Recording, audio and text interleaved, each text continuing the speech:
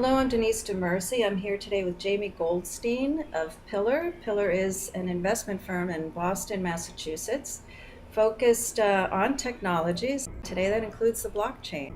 Whether we're talking about Bitcoin or other Yes. cryptocurrencies, blockchain solutions, it's considered transformative because it's Yeah. clearly going to be resolving some pressing problems in society today. Can Yeah. you tell me what are some of the problems that you're concerned about and that you think the blockchain technology will resolve? Yeah, I think it has a lot to do with who you are in the world. So if you live in a country where there's enormous inflation, if you're living in Venezuela where inflation is more than 100% per year, you don't want to leave your money in the local currency there because it is losing value by the second. You would like to put your money in something that is more stable.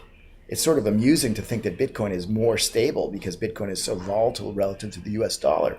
But relative to their local currency, it's quite stable. And so they would rather get their money into Bitcoin. Or if you're living in a country that has a regime where they want to control the flow of money, and you're not allowed to invest in other countries, you might view cryptocurrency as a way to move that. So there are people that are living in situations that are very different than we are here in the developed world, where cryptocurrencies are going to be quite valuable. But on the business to business side, there are big important problems as well. So I was at a conference earlier this week where Walmart was talking about food safety and their ability to track a mango all the way from the field in which it was born through all the distribution facilities, factories, all the way through the store to the individual consumer, and track it all the way. So if they ever had a problem with, say, E. coli, they could identify exactly where the problem began and which lots were affected. And so that's a huge, huge opportunity for them. Recently, Facebook has had well publicized problems around privacy data, and so people are becoming more focused on these organizations that have a lot of their personal data and really never paid much attention to the policy as to what these companies are allowed to do with it. So there's a whole new wave of organizations being born now where users are in control of their own data and they can decide how and when to give it out to advertisers or to other businesses to be shared with. So it really is transformational across many different businesses. So, do you think the tech titans need to be a bit concerned? I mean, we'll have alternatives to Facebook, but also if it can be a peer to peer world in a marketplace, Yeah. maybe Amazon has reason to be a little concerned too. Yeah. I would say certainly companies like Uber and Airbnb, which are person to person marketplaces. Uber, a spectacular business. I use the service all the time. But what they're really doing is connecting drivers to riders. And if the riders and drivers had a network of their own that they owned, there is no need for a middleman like Uber. And so drivers could set their own preferences. I want to drive on these routes. I'm willing to take parties up to a certain number of people, etc. I'm willing to take rides that are more than this amount of money. And riders could do the same. And so it's not now Uber setting all those policies, but the individual participants. And now there's no middleman taking 20 or 25% of every transaction. So I think a situation like that is quite open to being disrupted by the blockchain. I think Airbnb would fall in the same category. Amazon perhaps less so because Amazon has giant warehouses and that's billions of dollars of infrastructure that someone would have to replicate to provide a similar service. What about your portfolio companies? Are they involved in some of these areas that you just described? They are, yeah. We've got four blockchain and cryptocurrency companies in our portfolio currently. The one we did most recently announced is called Algorand.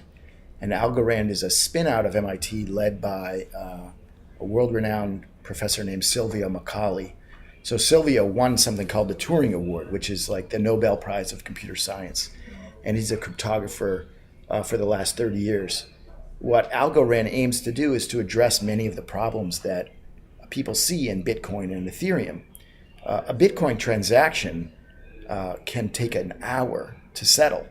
For you to know that your transaction is really actually done and never going to be erased could take an hour. and the Bitcoin network settles about 7 transactions per second. Compare that to MasterCard or Visa or any of these big networks that conduct thousands of transactions per second. Mm-hmm. So many of these sort of deficiencies of Bitcoin are the things that Algorand is trying to solve by having a new architected solution created by this MIT professor. Mm-hmm. We have certainly the talent here and the intellectual capital to be at the forefront of this innovation. Do you have some concerns about the regulatory environment? I'm a free market person and have never, ever sought regulation more than now. The industry is dying for clarity on what is allowed at the state level, at the federal level, in terms of cryptocurrencies, the sale of tokens, the use of exchanges, and everybody's in a little bit of either paralysis mode or just scared mode, mm-hmm. wondering whether they're following the best advice of their lawyers right now and still might end up in hot water. And that's not a comfortable place to be. And that's holding back innovation from the entire ecosystem. Looking into the future, first I should ask, do you have children? I do. 3. What kind of world would you like to help create for those children in a blockchain-based world? That's a great question. I think what blockchain enables is a new form of governance that's never existed before, a new way of organizing, whether that is a government, that is a corporation, that is a social community, that is a social network. And so a world where people can really, where all those things become democracies, where they can choose to be part of something or not be part of something and decide if they want to play a role in setting the rules for that organization. I think that's a very powerful world in which they could really thrive.